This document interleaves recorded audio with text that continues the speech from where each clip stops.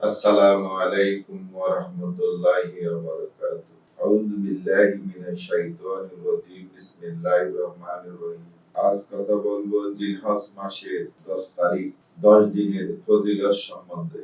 আল্লাহ রাব্বুল আলামিন আমাদেরকে অনেক নিয়ামত দান করেছেন। তার মধ্যে জিলহজ মাসে হজ, আবার কুরবানি, দান, সদকা, এই 10 দিনের মধ্যে অনেক নিয়ামত রয়েছে। আবার এই 10 দিনের মধ্যে 10টি রাত রয়েছে। রাতগুলি লাইলাতুল কদরের সমতুল্য সওয়াব আল্লাহ রাব্বুল আলামিন দান করেন। রাত্রে তাহাজ্জুদ পড়া, আল্লাহর জিকির করা, কোরআন তেলাওয়াত করা, এটা মুসলমানদের জন্য অতি গুরুত্ব।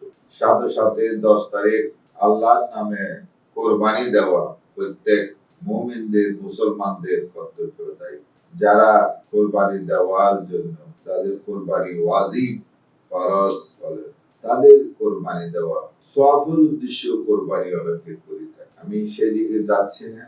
রাতগুলি আমাদের ন্যাশনাল এমপ্লয়মেন্ট হিউম্যান রাইটস ফাউন্ডেশনের পক্ষ থেকে আমাদের প্রত্যেকটি সদস্যদের কাছে আকুল আবেদন এবং দেশবাসীর কাছে আকুল আবেদন, আপনারা এই রাতগুলিকে সম্মান করুন। এই রাতে তাহাজ্জুদ গুজার করুন, কোরআন তেলাওয়াত করুন, পারলে রমজান এই যে রোজাগুলি রাখার চেষ্টা করুন। এখানে একটি রাত রয়েছে, একটি দিন রয়েছে, সেই দিনটা হলো 9 জিলহজ। 9 জিলহজ যারা রোজা রাখে তাদের এক বছরের গুনাহ আল্লাহ রাব্বুল আলামিন মাফ করে দেন। তাহলে এই আল্লাহ, আমরা কত যে নিয়ামত আমার আল্লাহ আমাদের জন্য রেখেছে, আমরা কি চিন্তা করে দেখি? আমাদের চিন্তার অভাব রয়েছে। যে আল্লাহ খাওয়াচ্ছেন, পড়াচ্ছেন, শান্তি দিচ্ছে, মৃত্যুর বিভিন্ন বিপদ থেকে রক্ষা করতেছে, সে আল্লাহর গোলামি না করে মানুষের পূজা করি, বাঁশের পূজা করি, গাছের পূজা করি, মাজারের পূজা করি, গরুর পূজা করি, এগুলিকে যে আল্লাহ আপনাদেরকে খাওয়াচ্ছে, পড়াচ্ছে, শান্তি দিচ্ছে, সে আল্লাহর যদি অক্সিজেন বন্ধ করে দেয়, পৃথিবীর নির্মাণ অক্সিজেন দিয়েও কি মানুষকে বাঁচানো যাচ্ছে? তাহলে এই যে আল্লাহ রাব্বুল আলামিন আমাদেরকে নিয়ামতগুলি দিয়েছেন, আমরা যেন আল্লাহর গোলামি করি, সাথে সাথে আল্লাহ রাব্বুল আলামিন দয়া করে ভালোবেসে আমাদেরকে নাজাত দেন। নাজাত পাওয়ার উদ্দেশ্যে যদি কোরবানি করা হয়, আল্লাহকে রাজি খুশি করার জন্য যদি ইবাদত করা হয়, আল্লাহ রাব্বুল আলামিন সম্মানিত করেন। দুনিয়ায় সম্মান দেন, আখিরাতেও সম্মান।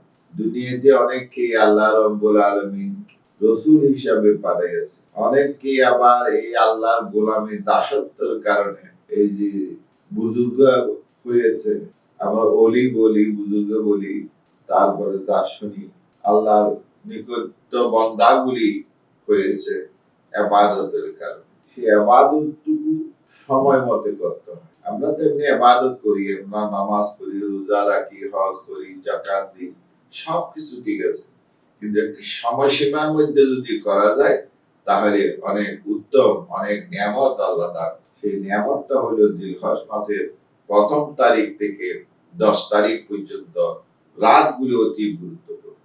আমরা যদি এই রাতে ইবাদত করি তাহলে আমাদেরকে লাইলাতুল কদরের সমতুল্য সওয়াব আল্লাহ রাব্বুল আলামিন দান করবেন। আল্লাহ রাসূল বলে গেছেন, আমরা আপনাদের সামনে তুলে ধরতেছি। আমরা সওয়াবের উদ্দেশ্যে অনেক কিছু কথা তুলে ধরি।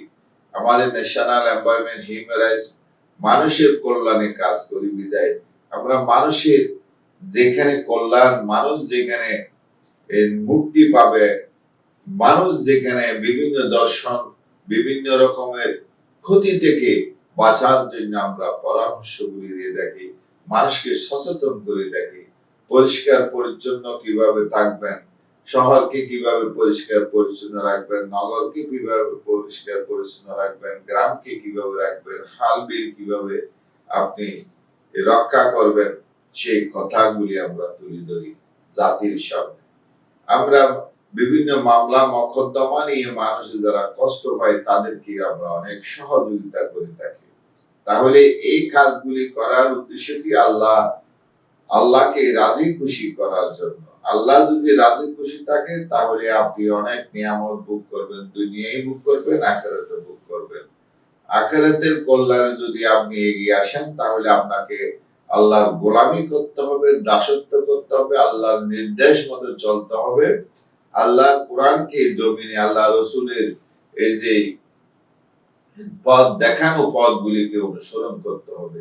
তাহলে আমরা একটি সত্যকারের ইমানদার মুসলমান হইতে পারবো। আসুন না আমরা বিভিন্ন এই যে বড় বড় দিনগুলিকে ইবাদত হিসেবে গ্রহণ করি, আল্লাহর দাসত্ব গোলামি করার বেশি বেশি সুযোগ পাই, সেই তৌফিক যেন আল্লাহ আমাদেরকে দান করে। ওমা তৌফিক ইল্লা বিল্লাহ। আসসালামু আলাইকুম ওয়া রাহমাতুল্লাহ।